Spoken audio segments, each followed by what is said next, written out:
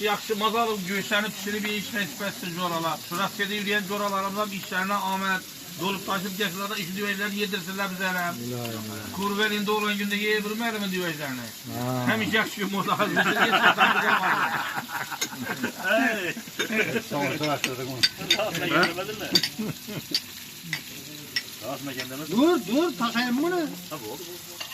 Böyle al. Bunu aradı. Özü pişti mi bir yarımını gördüğüm Hava lan. pişti. Bunlar ne var kokan bu? Oldu 3-4 tane. Ulan kesip etsem buldu.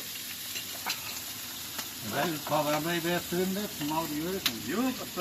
Ne tevelce salıp ben. Dur kesiliyor mu? Evet, bunu bakı. Yok yine bu midelerinden salıp ben yine midelerinden kesip buna salamam. Ne oldu? Kız biraz bunu. Ne bereketli böyle birbirinden sarıyor bunu.